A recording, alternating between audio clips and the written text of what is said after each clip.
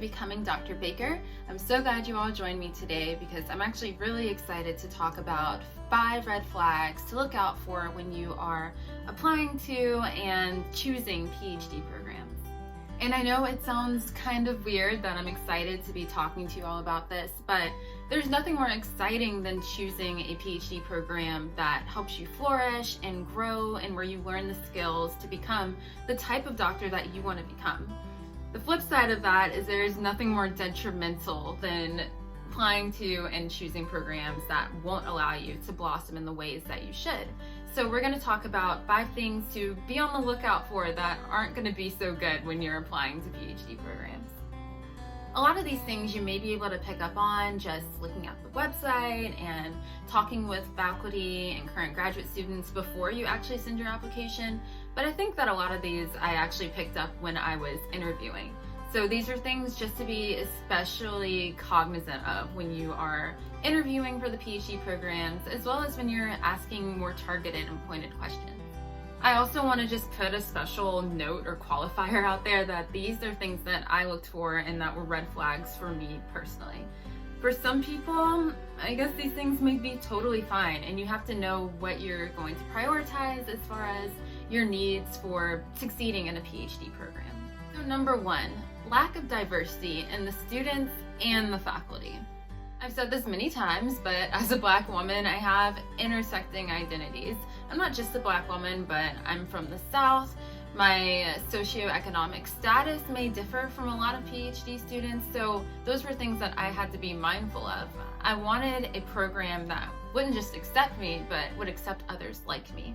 And diversity doesn't just mean your race or your gender, your culture, it's other things too, like what types of experiences do students bring in? Are they all coming straight out of undergrad from these Ivy League institutions, or do some of them have work experiences or have traveled abroad? And those things, you might not know until after you're in a program, but they are questions that you can totally ask. The types of experiences that your peers bring in are ultimately going to influence what you get out of the program and the types of conversations that you have while you're in the program. So I know that my experiences have become really rich just because the student population brings such a diversity and all these interesting experiences that differ from mine, but also some that are alike to mine. And I think that that's important as well, to have validation through other lived experiences in the program. Lack of faculty diversity is also something that you want to be mindful of. You want the people who are leading the program, who are in charge of the program, to also bring in experiences that are both alike to yours and different. These are the people who are ultimately making the decisions about you and your education, about where the program is headed and what the program does, who the program accepts. So those are all good things that you want to be on the lookout for when you are choosing which PhD programs to apply to and ultimately which ones to choose. Red flag number 2, competition amongst students and faculty. So it's no shocker that academic institutions are incredibly political and bureaucratic, but you don't want that to show through the program. I once applied somewhere that was notably competitive, both in their faculty and in the students. The faculty didn't work with each other. They kind of wanted to keep their grants separate and didn't promote cross-lab collaboration. And the students were also kind of at a distance from each other. I remember asking one of the second-year students who she knew from the first-year cohort, and she could only give me like one name of a student that was accepted in the year before, which shows that there was kind of a lack of connection and not even a desire to want to get to know other people in the program. And that was a red flag for me. I want people to be able to know me, and I'm sure you all do too. Competition is unfortunately a very real and a very expected thing to encounter in your PhD programs. I mean, comparison sucks, but it's there.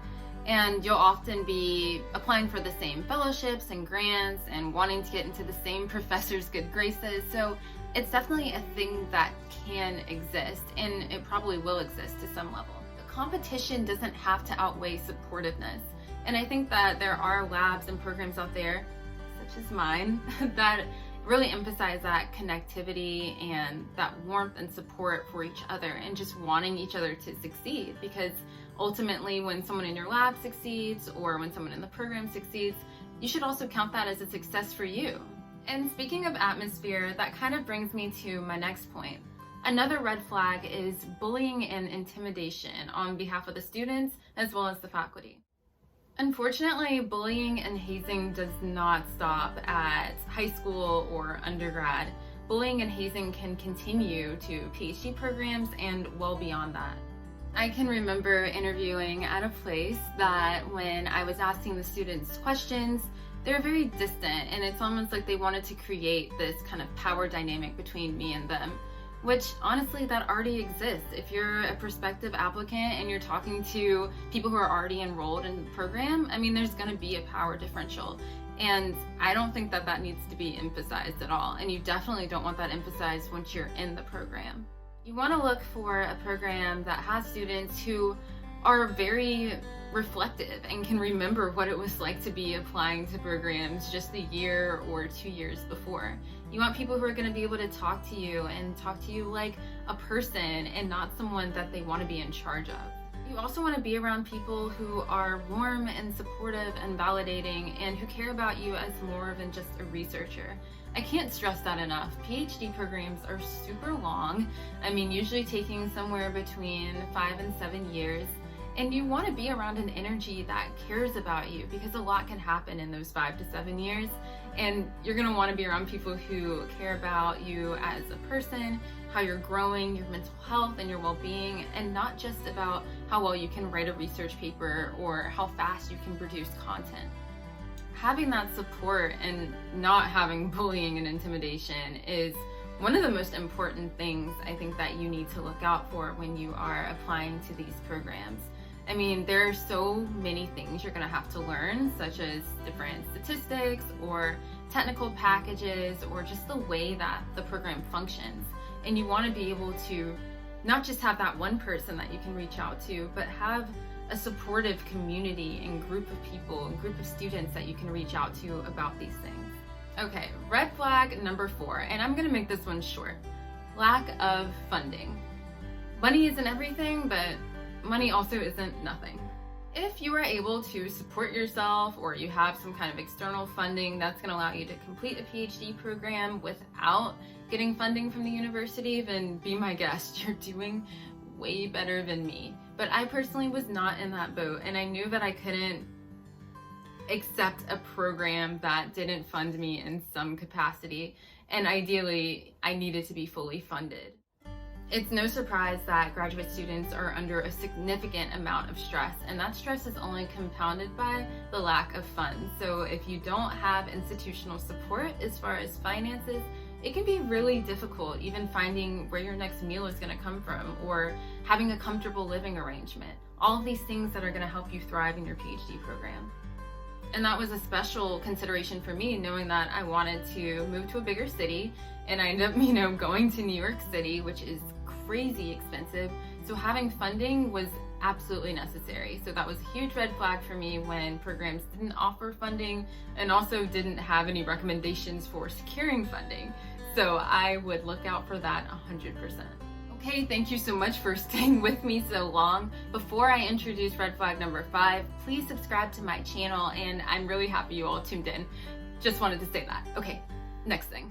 Red flag number 5, and one of my biggest red flags, I know I say they're all big, but this one was huge for me as a creative, but programs and faculty who have no room for flexibility. And let me explain what I mean by that. So I am someone whose interests evolve rapidly and constantly. I'm constantly thinking of new ideas. Sometimes I'll get exposed to something and I'm like, oh, I want to do that, or I want to do this, all centered around Black healing and liberation and socio-political context, but often differing in methods or even geographic location and just different factors.